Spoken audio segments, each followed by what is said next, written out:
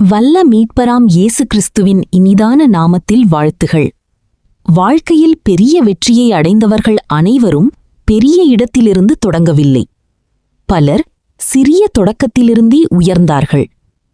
வேதாகமம் சொல்லுகிறது, உன் ஆரம்பம் அற்பமாயிருந்தாலும் உன் முடிவு மிகவும் விருத்தியாயிருக்கும். யோபு 8:7. ஆம், சிறிய ஆரம்பத்தை பார்த்து கலங்க வேண்டாம். இன்று சிறியதாக தோன்றுவது நாளை பெரிய ஆசீர்வாதமாக மாறலாம். ஒரு சிறிய விதைதான் பெரிய மரமாக வளர்கிறது. ஒரு சிறிய தீப்பொறிதான் பெரிய வெளிச்சத்தை தருகிறது. அதுபோல் சிறிய முயற்சிகளே பெரிய வெற்றியின் அடித்தளம். சிறிய காரியங்களின் நாளை அற்பமாய் எண்ணாதிருங்கள். சகரியா 4:10.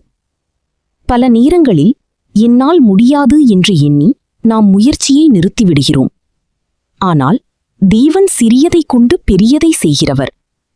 தாவீது ஒரு சாதாரண மேய்ப்பன். ஆனால் தேவன் அவனை ராஜாவாக்கினார்.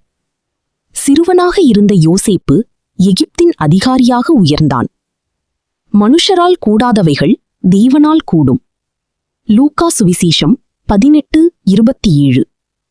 எனவே சிறிய தொடக்கத்தைக் கண்டு சோர்ந்து போகாதீர்கள்.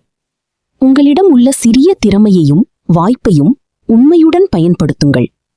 நம்பிக்கையுடன் தொடங்குங்கள். முயற்சியுடன் முன்னேறுங்கள். தேவன் உங்கள் சிறிய தொடக்கத்தை பெரிய வெற்றியாக மாற்றுவார்.